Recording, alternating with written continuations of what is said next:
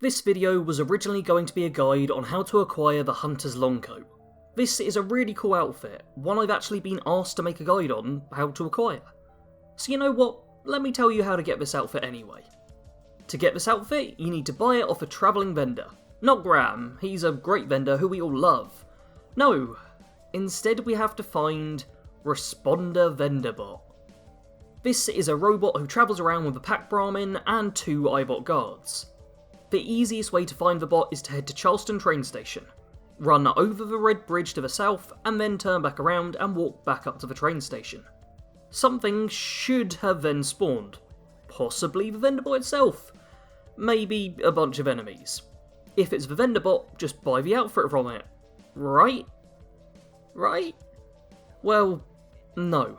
The random responder vendor bot has a player instance inventory, meaning it doesn't always spawn with the Hunter's Longcoat. If you're playing as part of a team, you can each see what it has, but even then you're not each going to be able to have a Longcoat yourself. Instead, you would have to share it. Initiating Directive 7395. Destroy all communists. If you can't find the Longcoat in its inventory, then you'll need to go back to farming the vendor bot over and over again. I also neglected to say how long it takes to farm this bot. To farm this vendor, you'll need to server hop after each failed attempt, quitting back to the main menu and reloading into a new world. It also turns out that sometimes the game will keep spawning you back into the same world for some reason. I personally had this happen 4 times in a row. For some reason. To then work out if I was in a new session or not, I started picking up wood scraps from a couple of fallen logs nearby.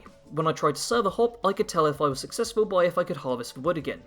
If I could harvest the wood again, new server. If I couldn't, it'd just spawn me back in the same game. As another hurdle for us all to jump over, if someone has built a base by the spawn area, then nothing will spawn at all. Normally, this wouldn't be much of a problem. Base builds happen all over the place, they're not set to specific locations, surely? But it appears this area is pretty popular as a place to build a base. After all, it's next to a train stop and has a large pond of water, in which a water purifier can be built. It's a perfect place to just put your base. It's not good, in this case.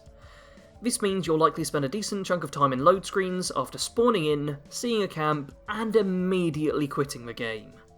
On top of all this, the exact same problem takes place when other players are too close whilst you're trying to spawn the event. I had several occasions where others were simply too close by, and I couldn't get the event trigger to work. There were also a few other people trying to get the event to spawn too, and I ran into them a few times. And we were just getting in each other's way. I did consider teaming up with one of them that I'd seen a few times on my travels, but then half a dozen other players showed up and I realised there was no chance of spawning the event. All in all, I was trying to farm this event for about 7 hours and had it spawn 5 times in total. My first attempt took an hour and a half to get it to spawn, which gives a good indicator for how long you're going to spend looking for this bot. Trying to farm this event over and over is also pretty boring, so I occasionally broke it up by killing the grafter monster that spawns under the bridge you run over.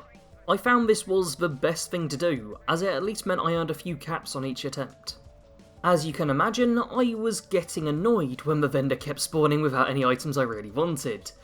This led to an unfortunate case of dead vendor bot all over the place. This also brings up the unfortunate possibility that you could accidentally kill the vendor bot before being able to buy from it. The thing's got barely any health, and all it takes is one slip of a trigger finger, and suddenly all you're left with is a pile of scrap. I really wouldn't advise trying to farm this vendor unless you're desperate to acquire some of the items it has for sale. If you do manage to get it to spawn, you at least can get the plans for the cuckoo clock and Nuka-Cola clock, as these are items it always seems to have for sale. I bought these, but haven't even taken a look at them yet, as I used up all of my time just trying to get the bot to spawn more and more and more. If you do try and farm this vendor, be prepared to spend a lot of time doing so. As well as the clock plans and the Hunter's Longcoat, it also has a fair amount of high-value aesthetic clothing.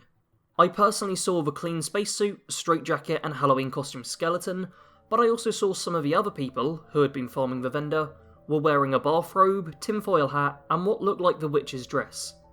There's a lot of great unique or rare clothing items you can get from this vendor, but good luck to you if you attempt to get what you want, because that's what it's going to take.